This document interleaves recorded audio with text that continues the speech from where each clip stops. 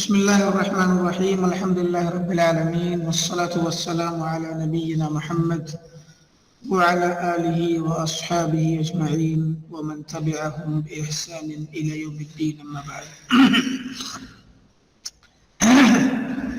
بات چل رہی تھی ہماری فرق کے معاملے میں.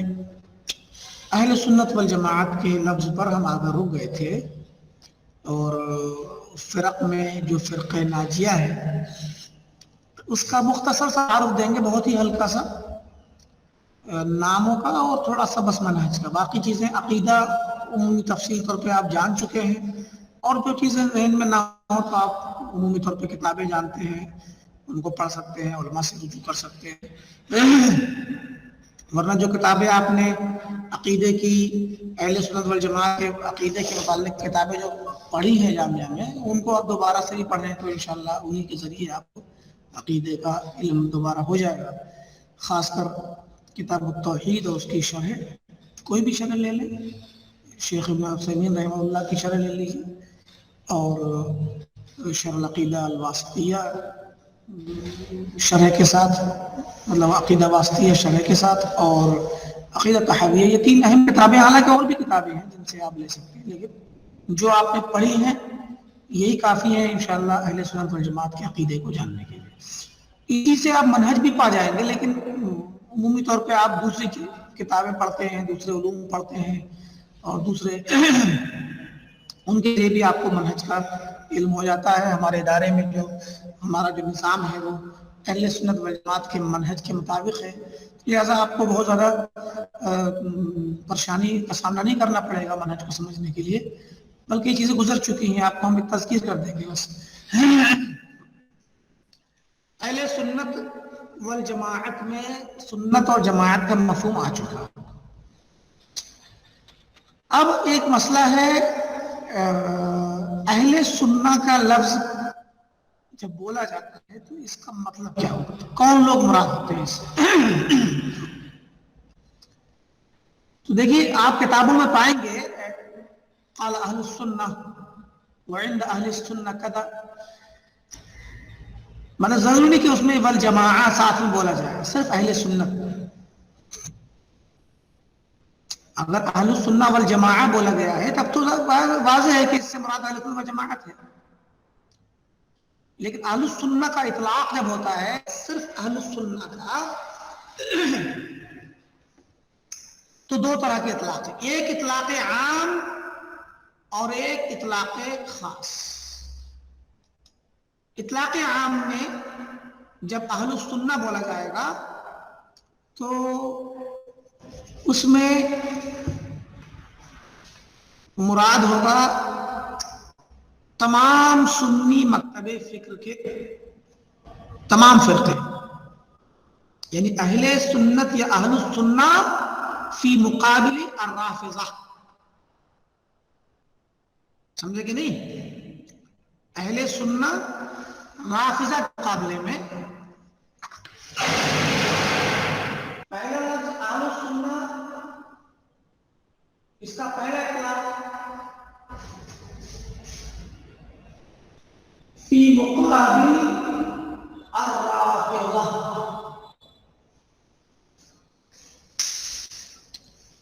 رافضہ کے مقابلے میں, یعنی شیعہ رافضہ جتنے بھی ہیں اور ان کی جتنی فروعات ہیں ان کے مقابلے میں اہل سنہ بولا جائے گا.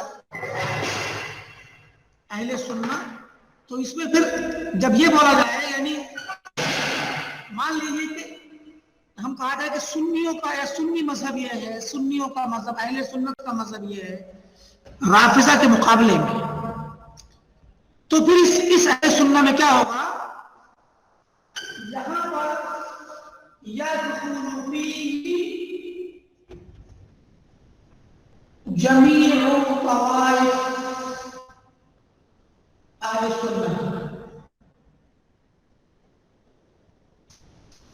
یعنی جتنے بھی مانیے بریلوی ہیں, دیوبندی ہیں, ہندوستان ماحول میں دیکھ لیں آپ, بریلوی, دیوبندی, جماعت اسلامی, تبلیغی, سمجھے کہ نہیں, اہل حدیث, یہ یہاں کے ماحول میں ہوگا.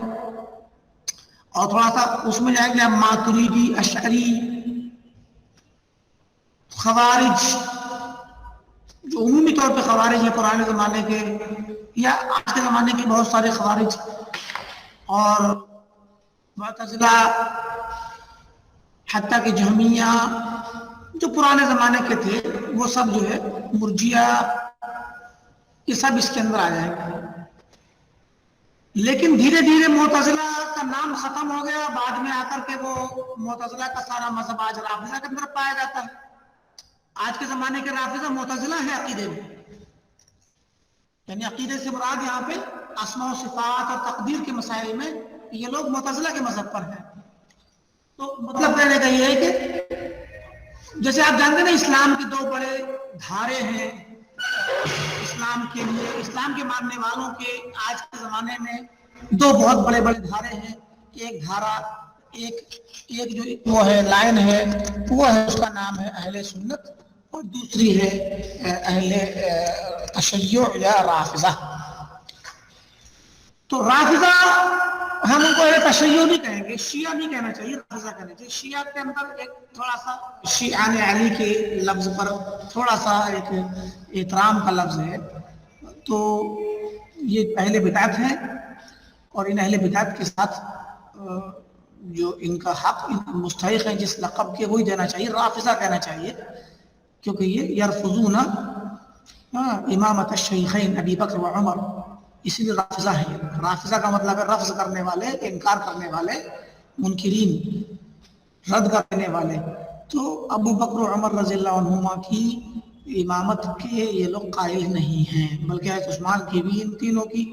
لیکن جس زمانے میں ان کو رافضہ کہا گیا اس وقت ابو بکر و عمر کا مسئلہ آیا تھا زید بن علی کے زمانے میں, تو تبھی سے ان کو رافضہ کہا جانے لگا. تو مطلب یہ کہنے کا کہ ایک اطلاق ہے رافضہ کے مقابلے میں اور دوسرا اطلاق ہے اہل السنہ کا. تو اس کا مطلب ہوا دوسرے اطلاق میں لفظ آئے گا اس کو روزہ لکھ کے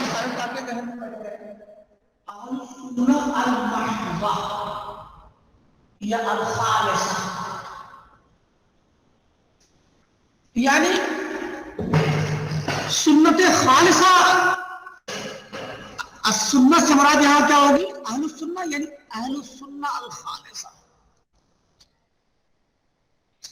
پیور سنت پر چلنے والے, جو پیور سنت جن کے پاس ہے, پیورلی جن کے مذہب میں خالص سنت پائی جاتی ہے, کچھ اور چیز نہیں پائی جاتی. سنت نبی اور سنت صحابہ, طریقت النبی و طریقت الصحابہ ہی جن کے پاس ہے, ان کے پورے مسلک و منہج میں اس میں کہیں بھی کوئی خلل نہیں ہے, کہیں بھی دوسری چیز نہیں ہے, وہ لوگ اہل السنہ کہلائیں گے. سنت سے مراد خصوصی طور پہ ما انا علیہ واصحابی. یہ پھر اہل سنہ سے لفظ اہل سنہ کی بات ہو رہی ہے, صرف اہل سنہ والجماعہ کی بات نہیں ہو رہی ہے. اہل السنہ یہ آپ پائیں گے کتابوں کے اندر, قال اہل السنہ وعلیہ وہو مذہب اہل السنہ, تو مذہب اہل السنہ, قال اہل السنہ, اس طرح کے الفاظ جب آپ کو آئیں گے تو اس میں اسی سیاق میں آپ کو لگے گا یہاں پر اس میں اہل السنہ میں سارے کے سارے رافضہ کے مقابلے میں, تو پھر اس میں پھر سب لوگ ہوں گے, اہل حدیث بھی ہیں مان لیے, اور بریلوی اہل الحدیث یا متبعو السلف الصالح, اور اہل السنہ والجماعہ, اہل الاثر, بہت سارے نام ابھی ہم گنائیں گے. تو یہ سب نام سے پہچانے جانے والے ہوتے ہیں. تو اہل سنہ کے لفظ کی تو اطلاق ہے, ایک عام ایک خاص. عام اطلاق میں عام اطلاق ہوتا ہے وہ رافضہ کے مقابلے میں ہوتا ہے. اسی لیے ہم کہتے ہیں سنی مسلمان, سنی مسلمان. تو سنی مسلمان کا مطلب ہوتا ہے اس میں اہل حدیث بھی ہیں, دیوبندی بھی ہیں, بریلوی بھی ہیں, سب ہیں. دیوبندی, بریلوی یا ماتریدی, دونوں لوگ ماتریدی ہیں. کیا ماتریدیہ اور اشعریہ کیا یہ دونوں اہل سنت میں سے ہیں؟ یہ سوال ہے. حل الماتریدی اہل السنہ. ابھی آپ پائیں گے شرح عقائد نصفی کتاب پڑھائی جاتی ہے دیوبند میں, اور دیوبند سے کے مکتب فکر کے اداروں میں, بریلی کے اداروں میں, مطلب بریلویوں میں, تو ان اداروں میں شرح عقائد نصفیہ جو نصفی اردو کو کہتے ہیں یہ پڑھائی جاتی ہے. اس میں لکھا کہ اہل السنۃ والجماعہ کذا و کذا, تو نیچے حاشیے میں لکھا ہے شاہ عبدالعزیز دہلوی کا حاشیہ ہے. شاہ عبدالعزیز دہلوی کہتے ہیں کہ اہل السنہ والجماعہ سے مطلب سے مراد یہاں پر ماتریدیہ ہے. ماتریدیہ کو اہل السنہ والجماعہ کہا گیا ہے کیونکہ بلاد ماوراء النہر کی طرف اہل سنہ ماتریدیہ ہی ہے. اہل سنہ والجماعہ ماتریدیہ ہی اہل سنہ والجماعہ ہے. اور بلاد عرب اور بلاد اس طرح ادھر کے جو بلاد ہیں ان میں اشاعرہ اہل سنہ والجماعہ ہیں. ان کے نزدیک ان کی نظر انہیں پتہ ہی نہیں کہ اہل سنہ والجماعہ کوئی اور بھی. ان کو صرف اتنا پتا ہے کہ اہل سنہ کے دو فرقے ہیں بس، اہل سنہ والجماعہ کے ماتریدی اور اشاعرہ. باقی ہما شما جو ہے وہ تو انگریزوں کی دین ہے، وہاں بھی ہے، تھوڑے اہل سنہ والجماعہ وہاں بھی ہے. تو مطلب کہنے کا یہ ہے کہ جبکہ حقیقت یہ ہے کہ یہ لوگ اہل سنت والجماعہ نہیں ہیں. یہ عمومی اطلاق میں اہل سنت تو ہیں کیونکہ صحابہ سے محبت رکھتے ہیں، صحابہ کو کی عزت کرتے ہیں، احترام کرتے ہیں. شیخین کی صحابہ کے بعد میں تو ماتریدیہ عمومی طور پہ ہمارے ساتھ ہے، تو ماتریدیہ اور اشاعرہ ہمارے ساتھ ہیں صحابہ کے متعلق عمومی طور پہ. لہذا کوئی مسئلہ ہی نہیں ہے، عمومی اطلاق میں تو ساتھ میں ہے، لیکن اہل سنہ والجماعہ کے اطلاق میں یہ لوگ نہیں ہیں. ایسے نہیں کہ ہم نے کہہ دیا کہ ابھی آئے گا کہ ہمارا منہج کیا اور ان کا منہج کیا ہے، تب یہ بات کا فیصلہ ہوگا. آپ اس بات کا انتظار کیجیے، ٹھیک ہے. تو اب آئیے تھوڑا جانتے ہیں کہ اہل سنہ والجماعہ کے مختلف القاب. دیکھیے کہ آپ لوگ خود جانتے ہیں، بھی ہم نے ذکر کیا کہ بہت سارے القاب آپ جانتے ہیں جن ناموں سے اہل سنت جانے جاتے ہیں. مشہور نام اہل سنت والجماعت کے سب سے پہلا لفظ تو اہل سنہ والجماعہ ہے، اور یہ لفظ صحابہ اکرام کے زمانے میں مشہور ہو چکا تھا. امام ابن سیرین کا قول ہم نقل کیا، آپ نے پڑھا ہوگا صحیح مسلم کے مقدمے میں کہ فَيُنْظَرُ إِلَىٰ أَهْلِ السُّنَّةِ فَيُقْبَلُ حَدِيثُهُمْ وَيُنْظَرُ فِي أَهْلِ الْبِدْعَةِ فَيُرَدُّ حَدِيثُهُمْ کہ لم يكونوا يسمعون عن الإسلام فلما وقعت الفتنة قالوا سموا لنا رجالكم فينظر في أهل السنة فيقبل حديثهم. تو یہ ابن سیرین کا قول ہے. ایوب سختیانی، ابو ایوب سختیانی یہ بھی اسی زمانے کے قریب کے ہیں، تابعین کے بارے تابعین میں سے ہیں. تو یہ لوگ کیا نام ہے ان کے زمانے میں وہ کہتے ہیں، ایوب سختیانی کہتے ہیں کہ جو ہے میں سنتا ہوں انی لاسمع وفات رجل من اہل السنہ فاجد نفسی، اس طرح کا معنی ہے کہ کأنی فقدت احد اعضائی، مطلب بالمعنی روایت ہے کہ انہوں نے وہ کہتے ہیں کہ میں جب مجھے خبر ملتی ہے کہ کوئی اہل سنت کا کوئی بندہ دنیا کسی بھی علاقے میں اہل سنت کا کوئی بندہ انتقال کر گیا تو مجھے لگتا کہ میرے جسم کا ایک ٹکڑا چلا گیا.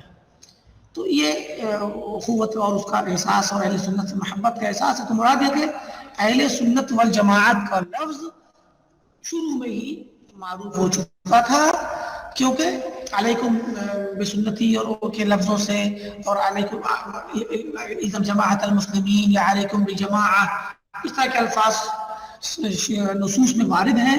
سنت کو لازم پکڑنا بھی وارد ہے، جماعت کو لازم پکڑنا بھی وارد ہے. تو انہی کی روشنی میں صحابہ کرام کے درمیان اور تابعین کبار تابعین کے زمانے میں یہ لفظ مشہور ہو گیا تھا اہل سنت والجماعت.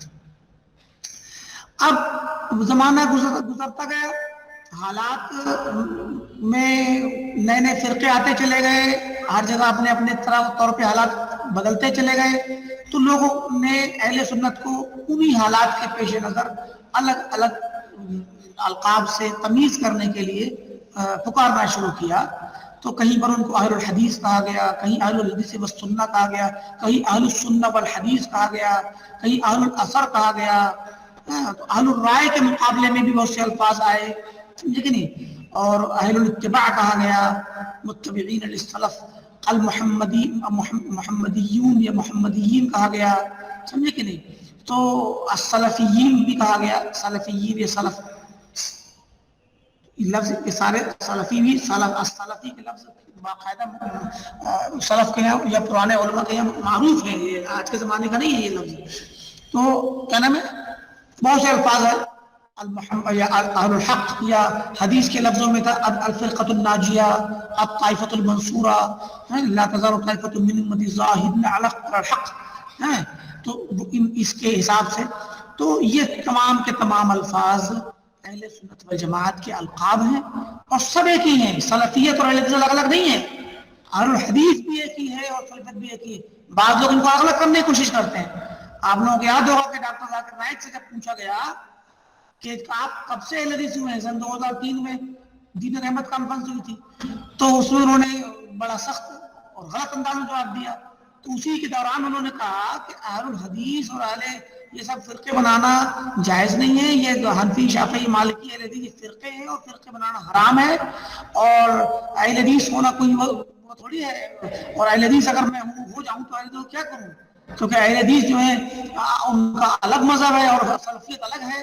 ہندوستان میں اہل حدیث ہے، عرب میں سلف سلفی کہلاتے ہیں، سلفیت الگ چیز ہے اور اہل حدیث الگ چیز ہے۔ اس طرح سے انہوں نے بڑا برے طریقے سے جواب دیا، تو پھر لاسٹ میں اگر کہنا یہ تو اہل صحیح الحدیث کہوں اپنے آپ کو میں، کیونکہ اہل الحدیث کا مطلب حدیث بات، حدیث صحیح بھی ہوتی ہے، صحیح بھی ہوتی ہے، موضوع بھی ہوتی ہے، تو اہل حدیث میں تمیز نہیں ہو پائے گی کہ آپ کون سی حدیث پہ عمل کرتے ہیں، تو اگر صحیح کہنا ہے تو اہل صحیح الحدیث کہنا چاہیے۔ تو مراد ہے کہ انہوں نے اس طرح کی غلط غلط تفسیر کر کے عوام کو وہاں پر پریشان کیا، تو مطلب اس میں ایک لفظ یہ بھی لایا تھے کہ اہل الحدیث اور اہل سلف یا سلفیہ الگ الگ چیز ہے، ایسا نہیں ہے،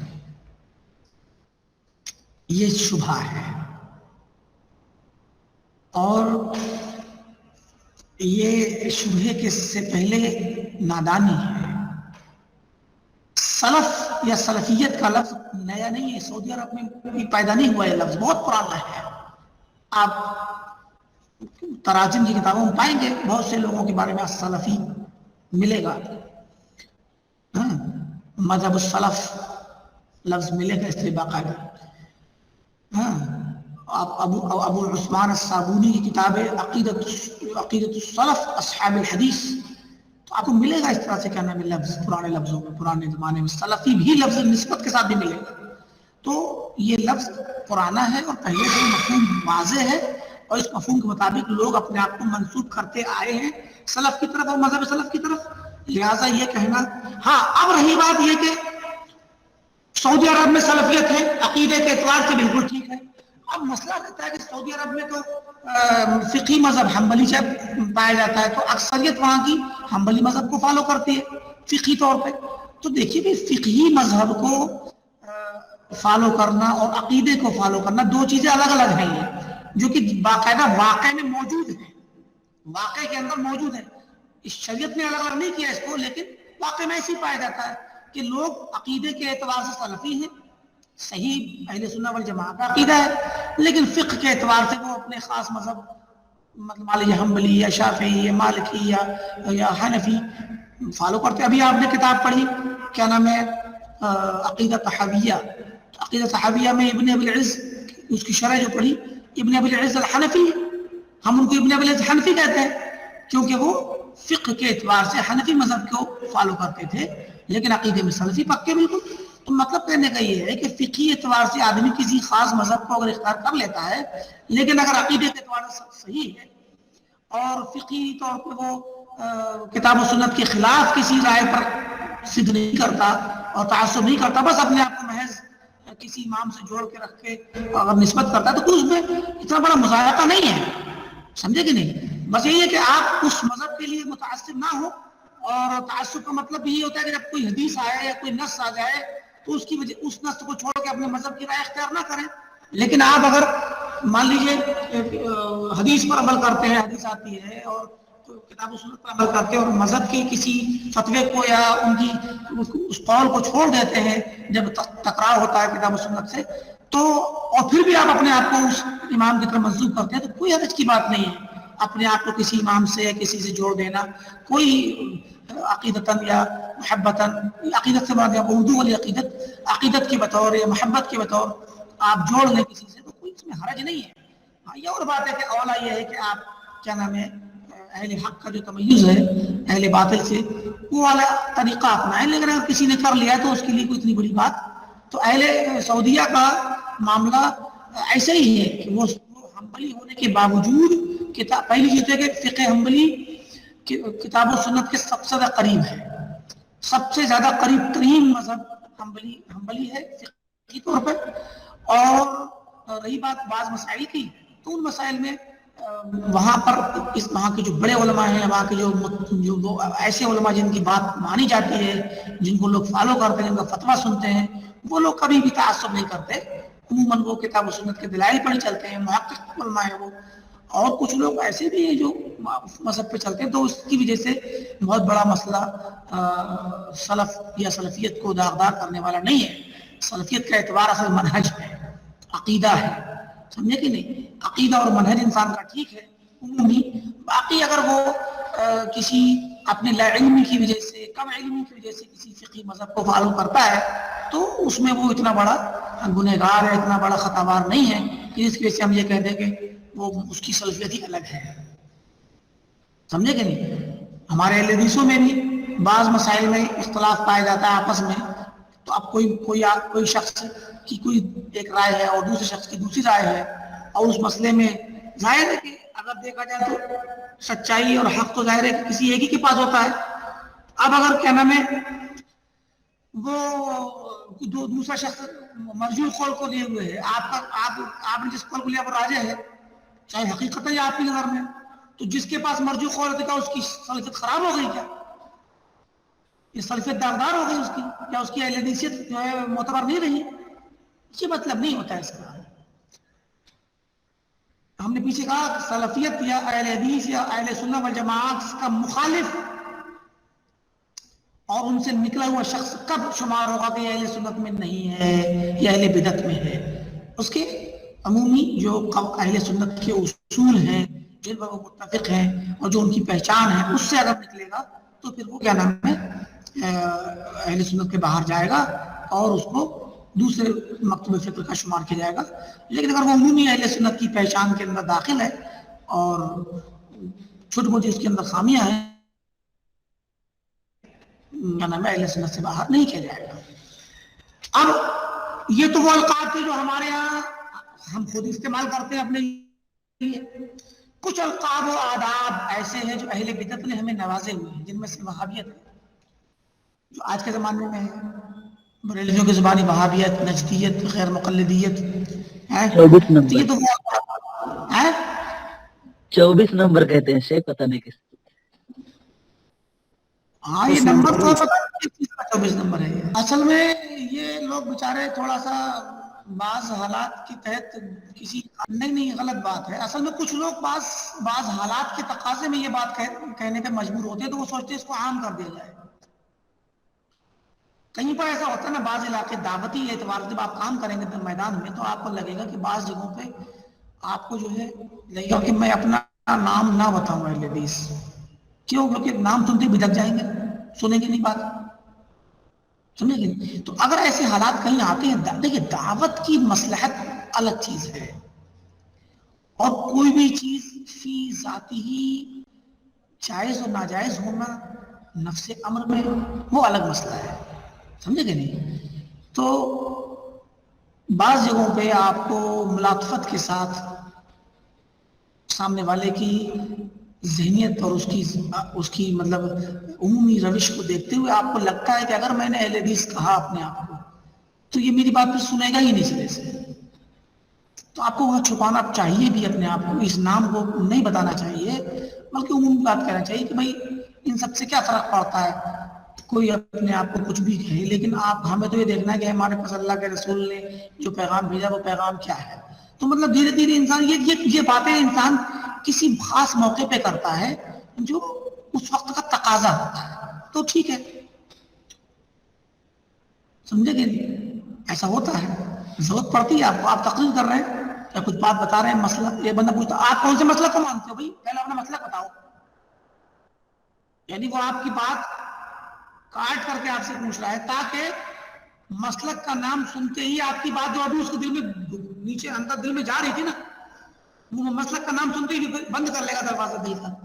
اور تو وہ ایک دم پریشان ہونے لگ گیا کہ یہ بات تو بڑی اچھی جا رہی ہے، تو پتا تو کروں کون سے مسلک کو. تو اس لیے کیا نام ہے آپ کبھی کبھی آپ کو اپنا مسلک بتانا ضروری طور پہ آپ کو چھپانا پڑتا ہے، نہ بتائیں کیا کہ کم سے کم میسج تو پہنچ جائے اس تک، بات بتائیے. اور کبھی کبھی دھیرے دھیرے دھیرے کچھ دنوں کے صحبت کے بعد آپ بتائیں. تو مطلب کہنے کا یہ ہے کہ یہ مسلک کا تقاضا، دعوت کا تقاضا ہوتا ہے کسی موقع پہ. لیکن اس کا مطلب یہ نہیں ہوتا کہ آپ ایک حقیقت کو ختم ہی کر دیں، کیونکہ آپ کہاں تک اس کو چھپائیں گے، کب تک چھپائیں گے. لوگ آپ کے رفع دین کرتے ہی آپ کو پہچان لیں کہ وہابی ہے، اہل حدیث ہے. سمجھے کہ نہیں؟ ہماری پہچان تو بڑی خطرناک ہے. دیوبندی تو چھپ جاتے ہیں. ابھی دیوبندی کسی مسجد میں نماز پڑھنے جائے تو دیوبندی شخص اگر بریلویوں کی مسجد نماز پڑھ رہا ہو تو کوئی نہیں بتا پائے گا کہ یہ بریلوی اور دیوبندی ہے. لیکن اہل حدیث کو پتا، ہر کوئی لگا لے گا، کیونکہ وہ تو اگر وہ آمین نہ ہی بولے زور سے تو اس کے رفع دین سے پتہ لگا لے گا.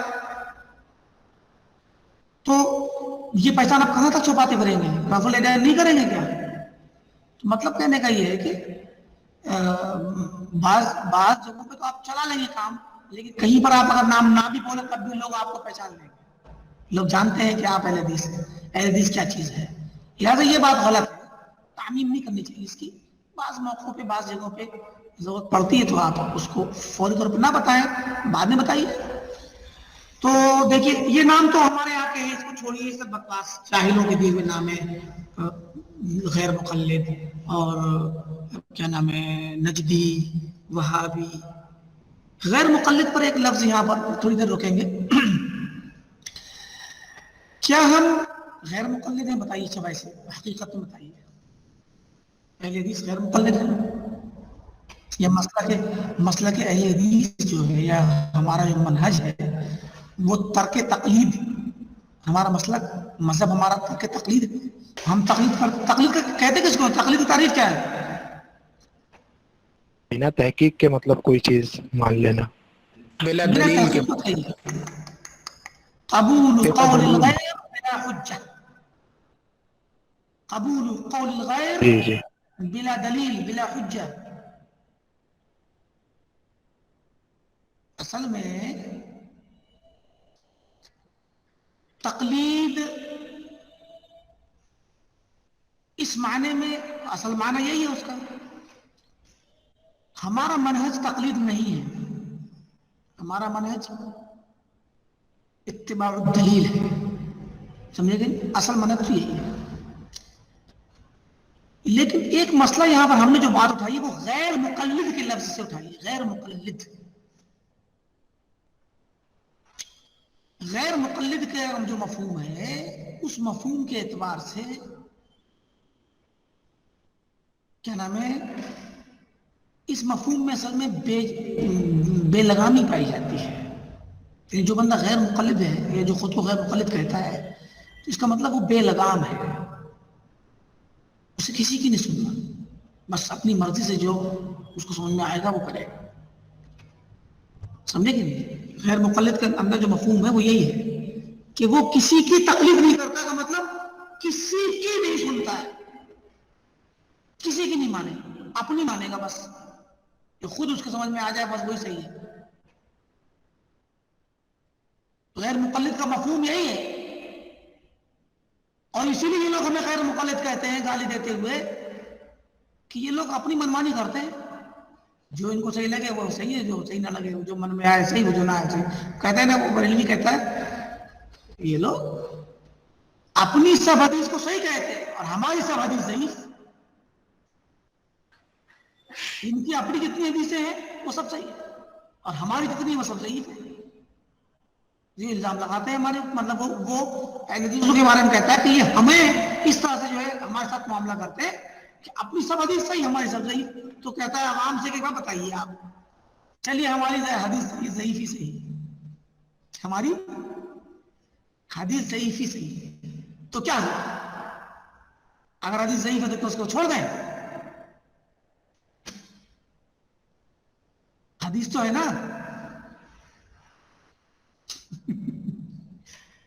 پھر کہتا ہے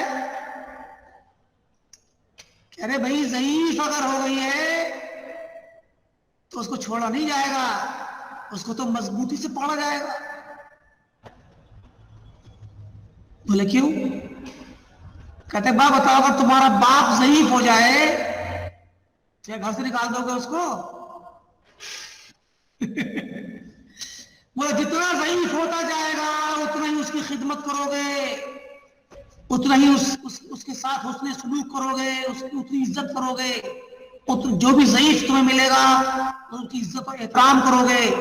تو ضعیف کا تو احترام کیا جاتا ہے، اس کی خدمت کی جاتی ہے، اس کو اپنے پاس رکھا جاتا ہے۔ تو ہماری حدیث ضعیف کی تو کیا ہوا، اس کو چھوڑا تھوڑی جائے گا۔ تو یہ تو بہرحال بریلویوں کے چٹکلے ہیں جو وہ اپنے عوام کو بول بول کے بہکاتے ہیں، اور جو ہے مطلب کہنے کا یہ ہے کہ غیر مقلد انسان وہ ہے جو بے لگام ہو۔ تقلید میں جہاں اپنے آپ کو دوسروں کے ساتھ جوڑ دینے کی بات ہوتی ہے، وہیں غیر مقلد کا مطلب ہوتا ہے مکمل آزاد، متحرر من جمیع القیود۔ اہل سنت والجماعت اور اہل حدیث کا مسلک بے لگامی نہیں ہے، ہمارا منہج بے لگامی نہیں ہے۔ ہم تو سلف کے متبع ہیں، ہم تو پابند ہیں سلف کے۔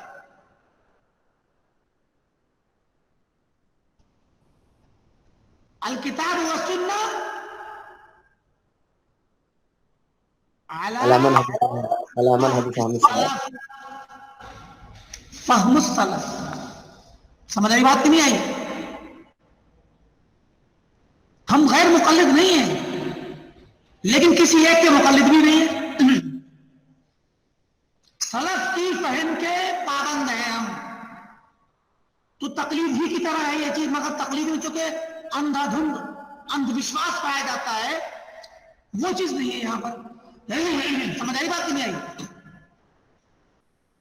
ہمارے یہاں تقلید شخصی اور تقلید مذموم نہیں ہے، بلکہ ہمارے یہاں تقید کہیے اس کو، تقلید کے بجائے تقید بفہم السلف، سلف کی فہم کی پابندی ہے ہمارے یہاں۔ ہم مان لیجیے ابھی کوئی بھی فقہی مسئلہ ہے، آپ پڑھتے ہوں گے کہ قال امام حنیفہ کذا وقال الشافعی کذا وقال مالک وقال احمد والقول الصحیح ما قاله الشافعی یا والصحیح ما قاله الشافعی والمالکیہ یا والصحیح ما قاله الحنابلہ والحنفیہ۔ تو ہمارے یہاں حنابلہ یا حناف یا شافعیہ یا مالکی، انہی میں سے کسی نہ کسی ایک قول کو راجح کرتے ہیں ہم۔ سمجھ آئی بات کہ نہیں آئی؟ یعنی ابھی آپ بدایت المجتہد میں پتہ نہیں اس سال پڑھے یا اس سال پڑھ چکے ہیں، بدایت المجتہد میں آپ نے ایک نمونہ دیکھا ہوگا اس طرح کا،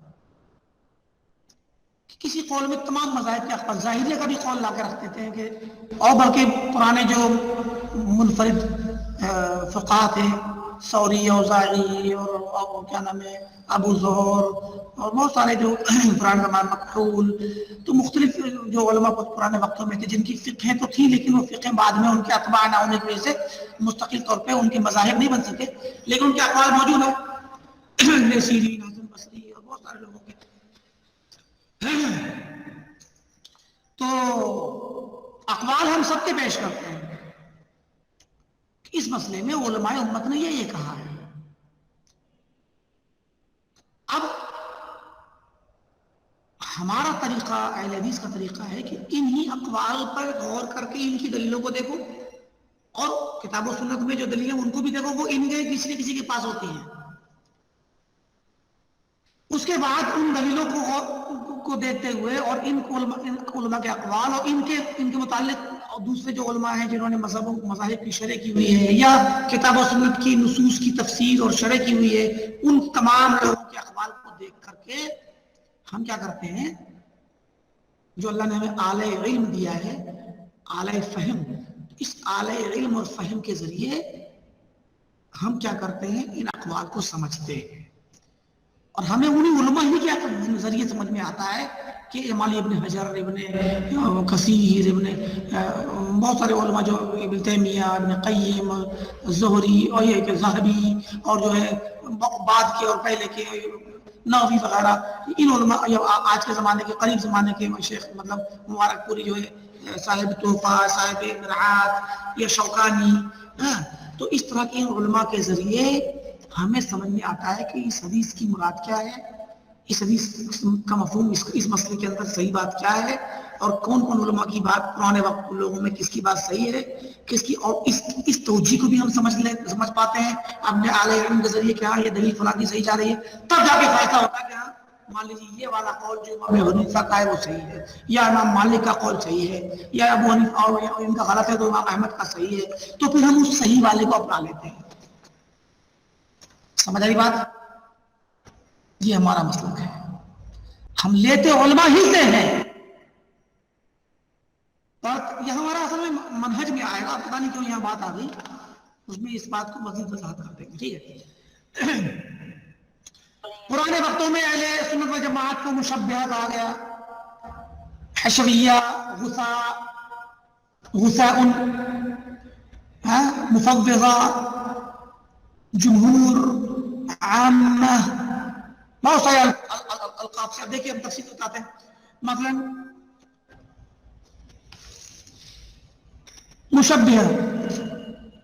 مشبہہ کے لفظ سے آپ یہ سمجھتے ہیں کہ مشبہہ وہ فرقہ ہے جو اللہ تعالیٰ کی صفات کو انسانوں یا مخلوق کی صفات سے تشبیہ دیتا ہو۔ سمجھ آ رہی بات کہ نہیں آ رہی؟ مشبہہ کا مطلب یہ ہوا، لیکن جہمیہ بھی اہل سنت کو مشبہہ کہتے ہیں پرانے زمانے میں، معتزلہ بھی اہل سنت کو مشبہہ کہتے ہیں، اور ستم یہ ہے کہ اشاعرہ اور ماتریدیہ بھی اہل سنت کو مشبہہ کہتے ہیں، کیونکہ ان کی نظر میں اہل سنت تو یہ خود ہے۔ تو جو لوگ بیچارے، اور یہ لوگ کیا کرتے ہیں، اشاعرہ جو ہے 7 صفات کو مانتے ہیں، only 7، اور ماتریدیہ 8 صفات کو مانتے ہیں، بقیہ کی تعویل کرتے ہیں یہ لوگ۔ اب کچھ بیچارے بچے کچھ تھوڑے سے لوگ کھوئے ہوئے سماج کے اندر چند لوگ گنے چنے جو بدأ الاسلام غریبا وسيعود غریبا کما بدأ والے انداز پر چند اجنبی لوگ اگر اللہ تعالیٰ کی تمام صفات کو ثابت کرنے کی بات کہیں تو یہ اپنے سواد اعظم کے غرور میں کہتے کہ یہ مشبہہ ہے۔ سمجھ آئی بات؟ نہیں آئی؟ کیوں؟ کیونکہ انہوں نے بقیہ صفات کی تعویل کی ہی اس لیے ہے کہ ان کو لگتا ہے کہ ان صفات کو ثابت کرنے سے تشبیہ لازم آتی ہے، تو جو ثابت کرے گا اس کو مشبہہ کہیں گے۔ سمجھ آ رہی بات کہ نہیں آ رہی؟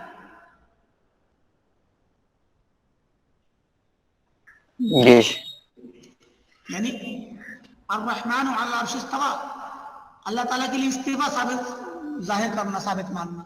جہمیہ نے بھی اس کا انکار کیا، معتزلہ نے انکار کیا، وہی انکار ماتریدیہ اور اشاعرہ میں آیا، بالکل سیم شبہ، ایک سا شبہ اور ایک سی وجہ، ایک سی تعبیر، کہ استوا کی تعبیر استولا سے کر دی، استولا مطلب قابض ہونا،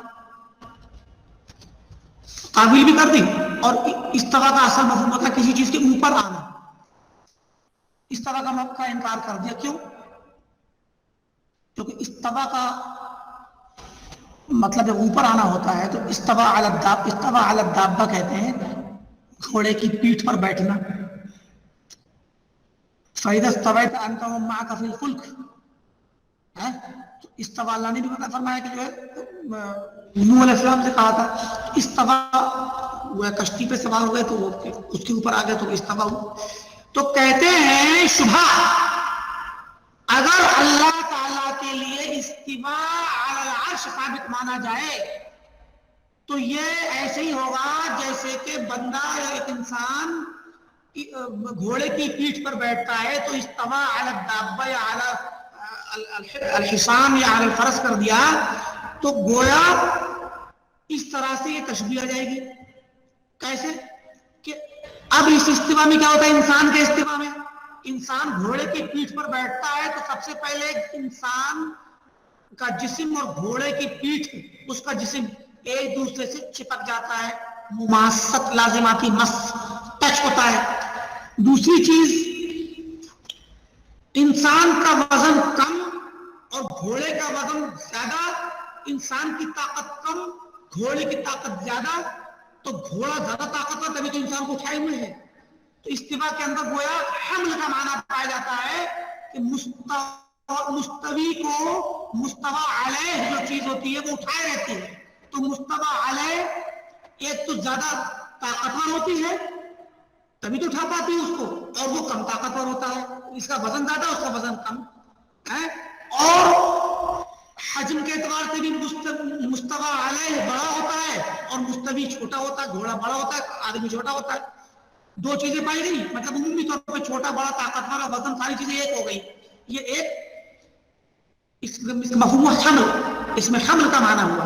तो एक है टच होना, जिस्म का टच होना मुमासत, और दूसरा हमल होना यानी वजन को बर्दाश्त करना और उठा के चलना, और तीसरा है अगर घोड़ा ठोकर खा जाए तो आदमी गिर पड़ता है, घोड़ा बिगड़ जाता है तो गिर पड़ता है, घोड़े का पैर धस जाए जमीन में तो या ठोकर खा जाए तो घोड़ा गिर जाए तो बंदा भी गिर जाएगा।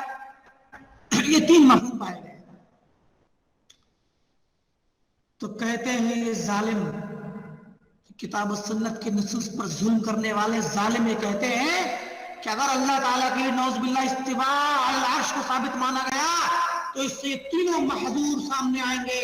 नंबर एक, गोया अल्लाह ताला की जात अर्श के साथ चिपकी हुई है, टच है, और मुमासत लाजिम आएगी, और मुमासत के लिए जिस्म होना जरूरी है।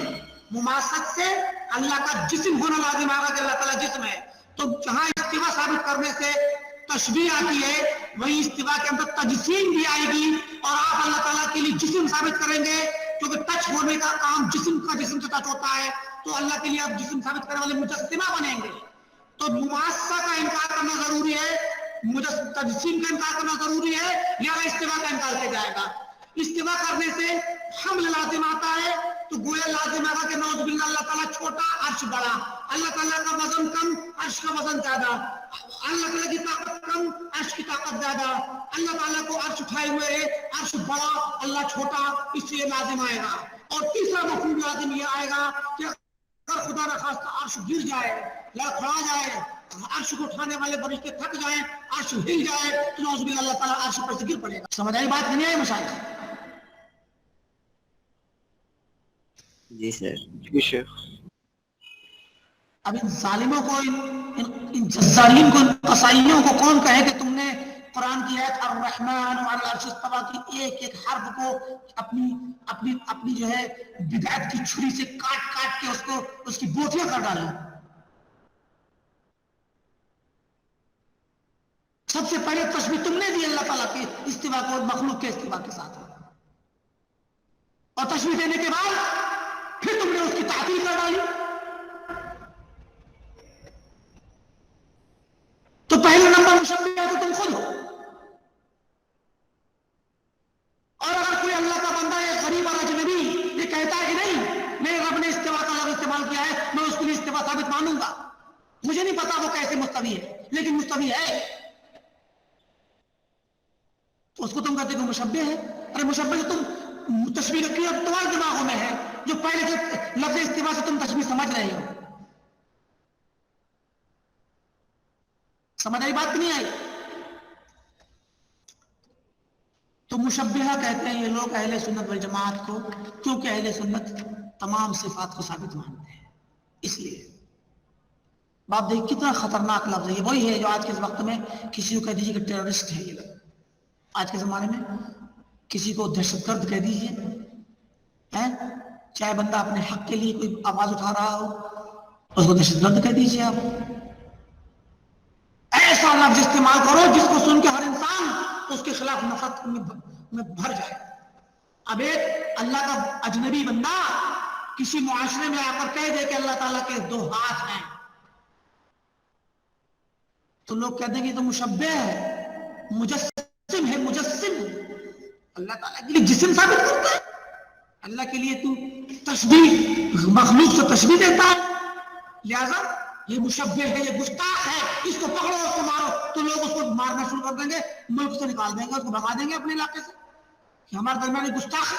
अल्लाह ताला की शान में गुस्ताखी करने वाला कहां से आ गया? तो नाम क्या लगाया? मुजस्सिम, मुशब्बिह।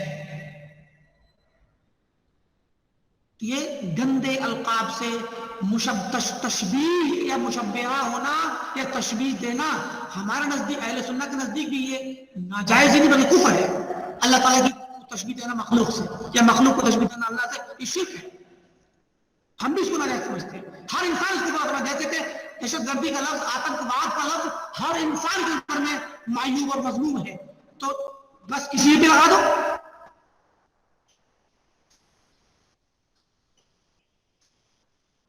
تو یہ اہل باطل کی ہمیشہ سازش رہی ہے, آج بھی ہے. اہل باطل اپنے مخالف کو زیر کرنے کے لیے اور خاص کر اہل حق کو زیر کرنے کے لیے ان پہ برے برے القاب چسپا کرتے ہیں, اور انہی القاب میں سے ایک لقب مشبہہ کا ہے جو کہ اہل سنت کے لیے ظلمن و جورن استعمال کیا جاتا ہے. چلیے اسی پہ اکتفا کرتے ہیں, باقی انشاءاللہ اور القاب ہیں جو آئندہ ہفتے انشاءاللہ آئیں گے.